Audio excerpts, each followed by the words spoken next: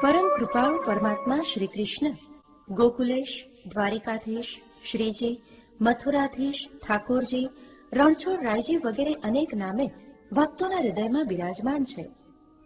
આજે ડાકોરના ઠાકોર શ્રી રણછોડ રાયજી મહારાજના દર્શન કરતા પહેલા ડાકોર ગામ, ગોમતી તળાવ, દ્વારિકાથી ડાકોર શ્રીજીનું સ્થળાંતર તેમજ હાલના શ્રીજી મંદિરના નિર્માણ વિશે ટૂંકમાં પરિચય મેળવીએ.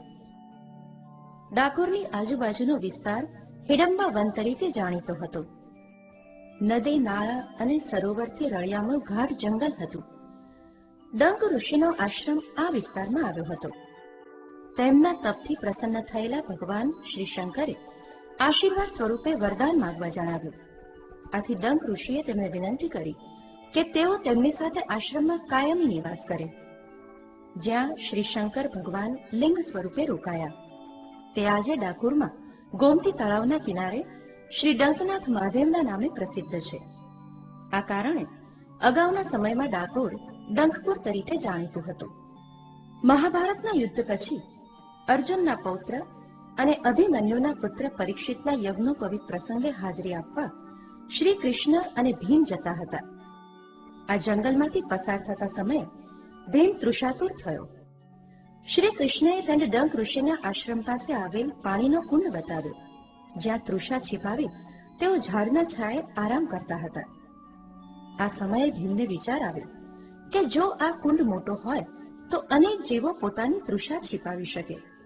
તેથી તેણે ગદાના એક જ પ્રહારથી આ કુંડને મોટા સરોવરમાં પરિવર્તિત કર્યો, જે આજનું ગોમતી તળાવ. હાલનો ડાકોર ડંક ઋષિ ઉપરાંત ભગવાન શ્રી કૃષ્ણના પરમ ભક્ત બોડાણાને પણ આભારી છે. ડાકોરનો રાજપૂત વિજયાનંદ બોડાણા હાથમાં માટીના કુંડામાં તુલસી ઉગાડી દર 6 માસે શ્રીજીની સેવા માટે દ્વારિકા જતા. 72 વર્ષથી વધુ ઉંમરના થયા ત્યાં સુધી સતત અખંડિત રીતે તેઓ આ પ્રમાણે દ્વારિકા જતા હતા. જ્યારે તેઓને આવી સેવા કરવાનું મુશ્કેલ લાગ્યું ત્યારે ભગવાન શ્રી કૃષ્ણએ બોડાણાને ફરીથી આવે ત્યારે ગાડું લાવવા જણાવ્યું, જેથી ભગવાન તેની સાથે ડાકોર પધાર્યો. નક્કી થયા મુજબ બોડાણા ગાડું લઈને દ્વારિકા ગયા. દ્વારિકાના પૂજારીઓએ પૂછ્યું, ગાડું શા માટે લાવ્યા છો? બોડાણાએ જણાવ્યું, ભગવાનને લઈ જવા માટે. પરંતુ આ વાત તેઓના માનવામાં ન આવી. તેઓએ નિજ મંદિરની તાળાબંધી કરી. મધ્યરાત્રિએ ભગવાને બધા તાળા ખોલી નાખ્યા. બોડાણાને જગાડીને ડાકોર લઈ જવા જણાવ્યું. દ્વારિકાથી નીકળ્યા બાદ ભગવાને બોડાણાને ગાડામાં આરામ કરવા જણાવ્યું અને સ્વયં ડાકોર પાસે આવ્યા ત્યાં સુધી ગાડું ચલાવ્યું. અહીં ડાકોર પાસે બિલેશ્વર મહાદેવના મંદિર નજીક તેઓએ લીમડાના ઝાડની ડાળ ઝાલી આરામ કર્યો. તે સમયથી આ લીમડાની બધી ડાળ કડવી હોવા છતાં આ એક ડાળ મીઠી છે. લીમડામાં એક ડાળ મીઠી રે રણછોડ રંગીલા. દ્વારિકાના ગુગળી બ્રાહ્મણોને દ્વારિકાધીશની પ્રતિમા ખોવાયેલી જણાતા બોડાણાનો પીછો પકડી ડાકોર આવ્યા. ભગવાન શ્રી કૃષ્ણએ પોતાની પ્રતિમા ગોમતી તળાવમાં સંતાડી ગુગળી બ્રાહ્મણોને મળવા જવા જણાવ્યું. બોડાણા પ્રભુ પ્રતિમાને સંતાડી ગુગળીઓને મળવા ગયા.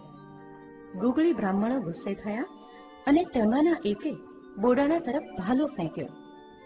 બોડાણા ઘાયલ થઈને ઢળી પડ્યા અને અવસાન પામ્યા. બોડાણાને ભાલાથી ઈજા થતા શ્રીજીને પણ ઈજા થઈ.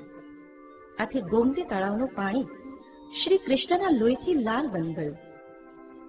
ગોમતી તળાવમાં જ્યાં પ્રભુ પ્રતિમાને સંતાડવામાં આવી હતી તેની ઉપર ભગવાનના પગલા સાથેનું નાનું મંદિર બાંધવામાં આવેલું છે. ભગવાને ગંગાબાઈને ગુગળીઓની પરીક્ષા કરવા સૂચવ્યું. ગુગળી બ્રાહ્મણો મારી ભક્તિ પ્રત્યે આસક્ત છે કે દ્રવ્ય પાછળ, તે મને જણાવો. જ્યારે શ્રીજીએ પોતાના વજન ભારોભાર સોનું આપવા જણાવ્યું ત્યારે ગુગળીઓ રાજી થયા. ગંગાબાઈ સાધન સંપન્ન ન હતા. તેઓની પાસે સોનાની વાળી સિવાય કંઈ જ હતું નહીં. આશ્ચર્યજનક રીતે ભગવાન વાળીના વજન બરાબર 1.25 વાલ હલકા થયા. વાળીથી તોળાયા વનમાં આવી રે. સૈકાઓ સુધી ગોમતી તળાવના કિનારે આવેલ ડંકનાથ મહાદેવના મંદિરમાં આ પ્રતિમા રહી. ત્યારબાદ શ્રી લક્ષ્મીજી મંદિરમાં તેમની પધરામણી કરવામાં આવી. ઈસવીસન 1769 ની આસપાસ શ્રી ગોપાલ જગન્નાથ તાંબેકર કે જેઓ ગાયકવાડ તથા પેશવા સરકારના શ્રફ અને બેંકર હતા, પૂનાથી દ્વારિકા પગપાળા સંઘ લઈને જતા હતા. રસ્તામાં વડોદરા પાસે તેમના રસાલા સાથે તેઓ વિશ્રામ કરતા હતા. ત્યારે શ્રી દ્વારિકાધીશે સ્વપ્નમાં તેમને દર્શન આપ્યા અને તેમને ડાકોર જવા જણાવ્યું. તેઓ તેમના રસાલા સાથે ડાકોર આવ્યા. ડાકોરમાં તેમણે સ્વપ્નમાં જે દ્વારિકાધીશના દર્શન કર્યા હતા તેની ઝાંખી થઈ. પોતાનું સ્વપ્ન સિદ્ધ થઈ સત્ય નીવડ્યાનું જાણી તેમજ શ્રી કૃષ્ણના ભક્ત હોવાથી અને સાધન સંપન્ન હોવાથી તેમણે ડાકોરમાં જમીન ખરીદી અને શ્રીજી શ્રી રણછોડરાયજી માટે હાલનું વિશાળ મંદિર બંધાવ્યું.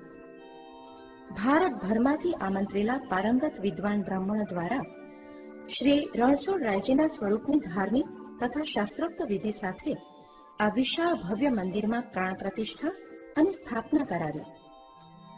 શ્રી હરિરાયજી મહારાજ શ્રીએ શ્રીજીને આ મંદિરમાં પાટે પધરાવ્યા છે, જેથી વલ્લભપુરના બાળકો આ સ્વરૂપની સેવા કરે છે. શ્રી રણછોડરાય કી જય.